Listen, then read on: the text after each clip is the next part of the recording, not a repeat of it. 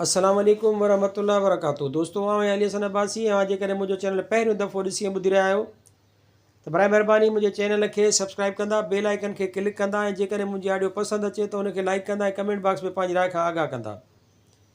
किताब जो नालो आहे लोक कहाणियूं, जुल्द ॿियो, बादशाहनि, वज़ीरनि ऐं सौदागरनि जूं ॻाल्हियूं। मुरतब डॉक्टर नबी बख़्शान बलोच, छपाईंदड़ सिंधी अदबी बोर्ड, जामशोरो सिंध, छापो 5 जनवरी 2014 ईस्वी। हीअ ॻाल्हि विचोले तालुके शहदादपुर मां मीर हसन सिकायल खां मिली। कहाणी आहे या नसीब। हिकिड़ो बादशाह हो जंहिंखे दीन दुनिया में हिकिड़ो पुटु हो।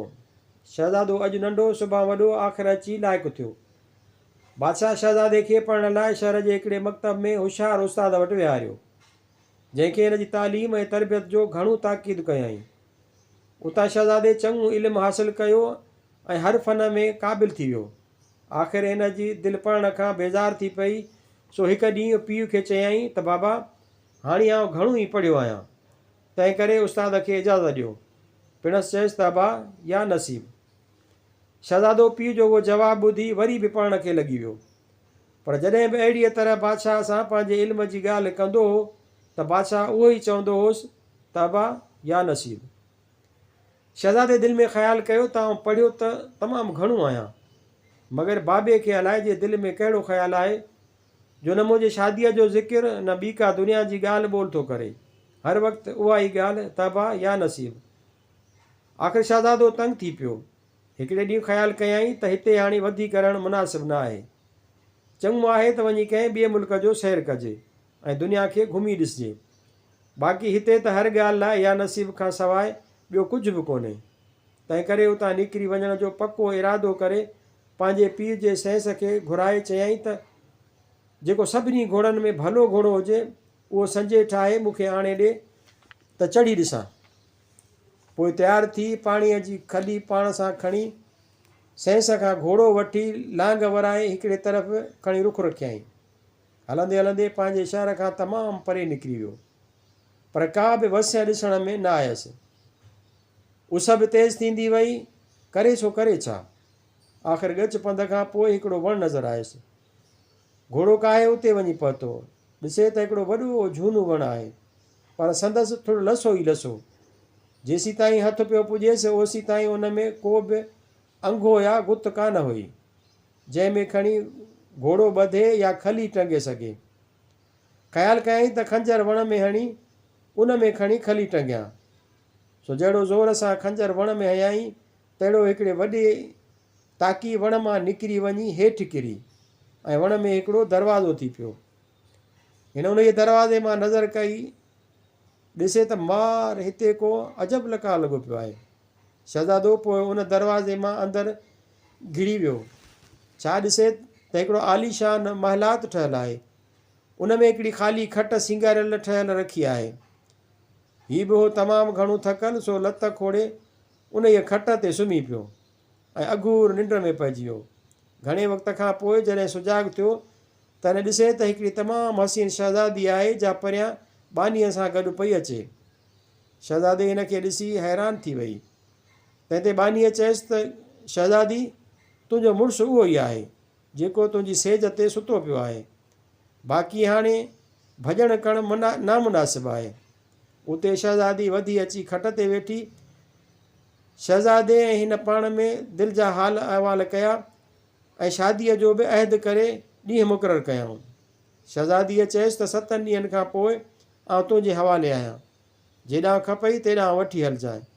उहे 7 ॾींहं सब्र कर, जो उन्हनि 7 ॾींहंनि में आउं तोखे न मिली सघंदसि, पर राति जो वरी बि मोटी अची तोखे ॾिसियो वेंदसि। उन ई विच में तूं हिन बाग़ ऐं महलात जो सैर पियो कजि, पर ही साम्हूं जेके 4 कोठियूं आहिनि उन्हनि खे खोले अंदरि न वञिजे। उहा ॻाल्हि यादि रख। शहज़ादी उहा ॻाल्हि क़बूलु कई। पोइ शहज़ादी बानीअ समेत उथी हली ऐं नज़र खां ग़ाइबु थी वई। बाक़ी शहज़ादो उते ई महलात में रहणु लॻो। शहज़ादे खे उते रहंदे 3 ॾींहं गुज़री विया। चोथे ॾींहुं दिलि में ख़्यालु कयईं त उन्हनि कोठियुनि में अलाए जे छा आहे, छो न उहो ॾिसिजे। उहो ख़्यालु करे उन्हनि 4 कोठियुनि मां हिकिड़ी खोलियाईं। छा ॾिसे त हिकिड़ीअ में महरी उठ बीठो आहे। जंहिं हिन खे ॾिसी चयो त जेकॾहिं मूं ते चढ़ी त ॾाढो सैर करायईं। शहज़ादो बि टप ॾेई उन ते चढ़ी वेठो।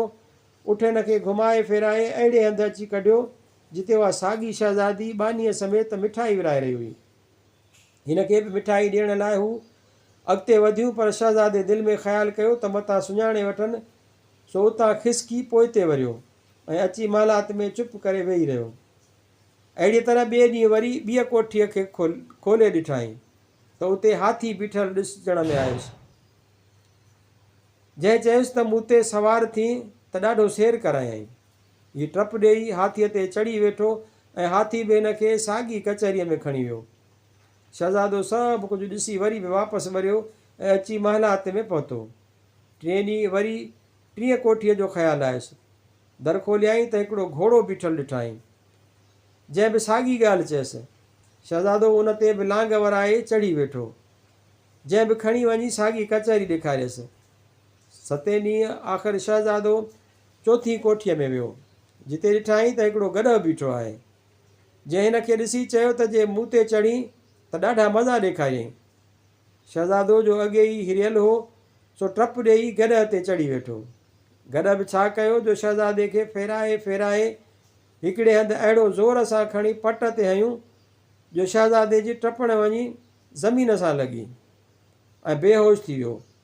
जॾहिं होश में आयो तॾहिं ॾिठाई त संदसि घोड़े जी ज़ुबान उञे बुख खां ॿाहिरि पई लड़के ऐं पाण उन जे साॻिए वण जे पाड़ में किरियो पियो आहे। शहज़ादो उथी बीह वण खे खंजर हणणु लॻो, मगर ताक वरी कान खुली। उते हू ॾाढो हैरान थियो। ॿी का वाह न ॾिसी उथी सिधो पंहिंजे शहर वापसि आयो ऐं अची पीउ सां मिलियो। पीउ हिन खे ॾिसंदे ई चयो त अबा या नसीब।